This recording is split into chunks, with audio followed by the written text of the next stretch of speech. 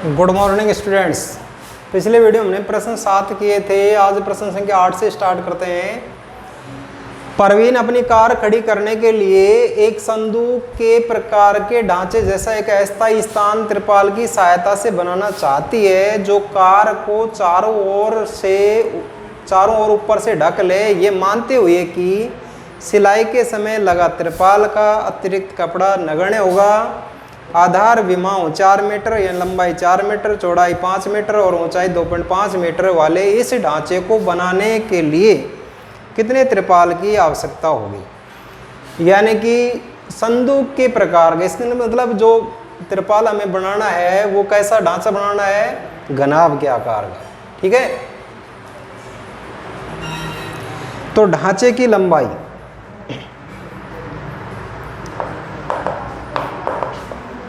तो यहाँ पर ढांचे की जो लंबाई है वो तो कितनी है भाई, 4 मीटर है, और चौड़ाई कितनी है, ये 3 मीटर है, और ऊंचाई कितनी है, ये 2.5 मीटर है।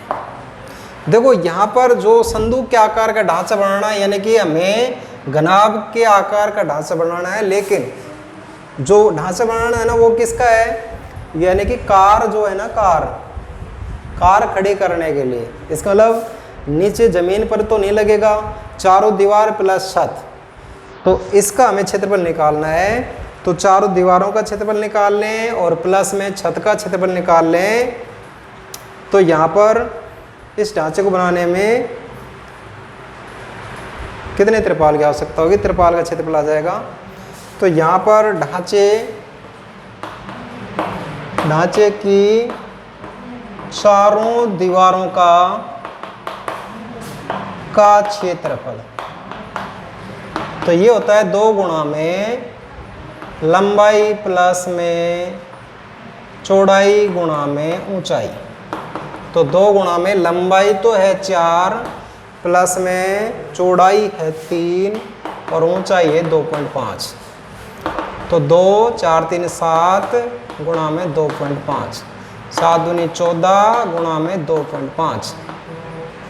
अब 14 को 2.5 से गुणा करेंगे, 25 चौका 100, 25 एकम 25, 25 और 10 35, एक के बाद दशमलव वर्ग मीटर, यानी कि 35 वर्ग मीटर। ये तो किसका है भाई, 4 दीवारों का। अब ऊपरी छत का क्षेत्रफल, ये होता है लंबाई गुणा में चौड़ाई, यानी लंबाई 4 गुणा में 3, 4 तिये 12 वर्ग मीटर। अतः त्रिपाल का क्षेत्रफल, तो यहाँ पर त्रिपाल का क्षेत्रफल कितना आएगा, 35 प्लस में 12, तो यह आ जाएगा 47 वर्ग मीटर। तो ढांचे में लगे त्रिपाल का क्षेत्रफल कितना आएगा, 47 वर्ग मीटर। अगला सवाल देखिए,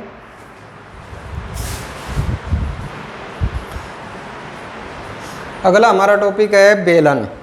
हमारी 13.1 प्रश्नावली कंप्लीट होती है। अब आता है टॉपिक बेलन। तो बेलन क्या होता है, सबसे पहले हम यही देखते हैं। जब किसी आयत की एक भुजा को स्थिर रखकर उसके परितः आयत को घुमाने से बनने वाली ठोस आकृति, देखो ये आयत है,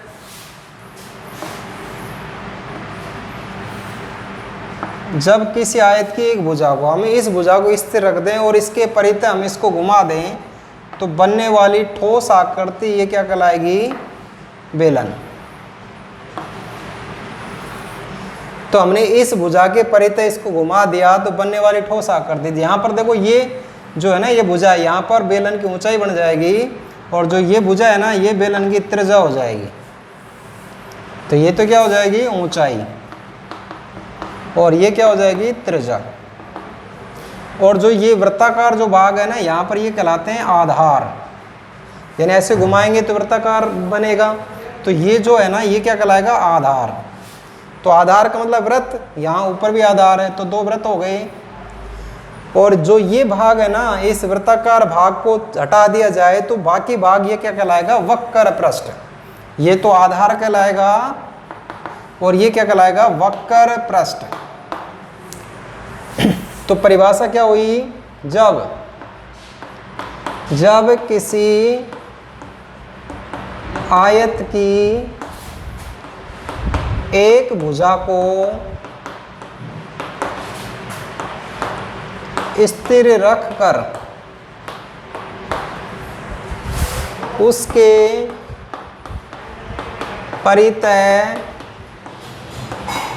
आयत को घुमाने से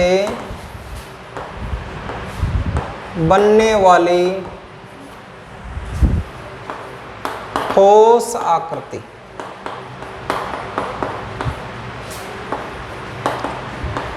बेलन कहलाता है।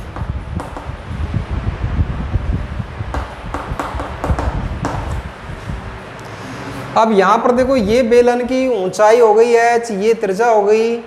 अब यहाँ पर बेलन के आधार का क्षेत्रफल, बेलन के वक्र पृष्ठ का क्षेत्रफल, बेलन का संपूर्ण पृष्ठीय क्षेत्रफल और आयतन, अब इनके सूत्र देखते हैं। तो यहाँ पर बेलन के आधार का क्षेत्रफल क्या होगा, आधार का मतलब वृत्त का क्षेत्रफल, आधार का क्षेत्रफल यानी कि वृत्त का क्षेत्रफल। यहाँ पर वृत्त की त्रिज्या यहाँ पर r है, तो पाई r स्क्वायर वर्ग मात्रक, और वक्र पृष्ठ का क्षेत्रफल, बेलन के वक्र पृष्ठ का क्षेत्रफल, वक्र पृष्ठ का क्षेत्रफल होता है 2 पाई RH वर्ग मात्रक। इसके बाद आता है बेलन का संपूर्ण पृष्ठीय क्षेत्रफल, बेलन का संपूर्ण पृष्ठीय क्षेत्रफल।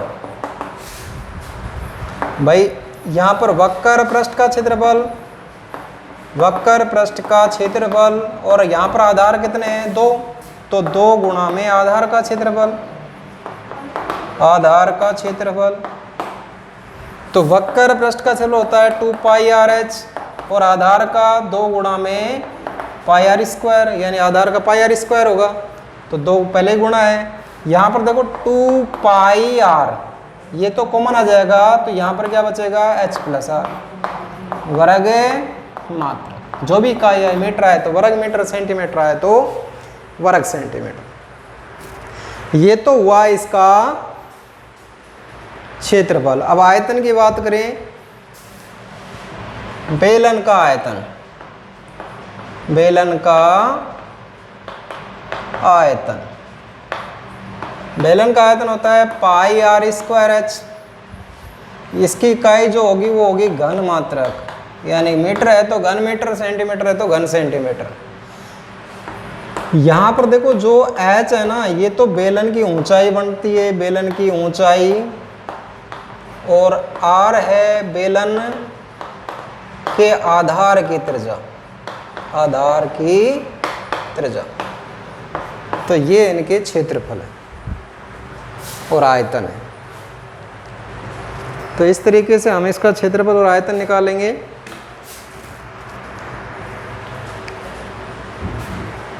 अब इससे संबंधित प्रश्नों को देखते हैं। अब आती है 13.2। तो 13.2 जो प्रश्नावली है वो बेलन पर आधारित है। तो पहला सवाल है, ऊंचाई 14 सेमी वाले एक लंबवृत्तीय बेलन का वक्र पृष्ठीय क्षेत्रफल। देखो ये बेलन है, यहाँ पर बेलन की जो ऊंचाई है वो तो है 14 सेमी, ये तो 14 सेमी है, और क्षेत्रफल है 88। तो यहाँ पर लंबवृत्तीय बेलन, लंबवृत्तीय बेलन की ऊंचाई h बराबर तो दे रखी है 14 सेमी, हमें व्यास निकालना है, इसका मतलब त्रिज्या, त्रिज्या का दुगना क्या हो जाएगा व्यास, तो त्रिज्या निकालनी है। तो बेलन के आधार की त्रिज्या मान लेते हम, माना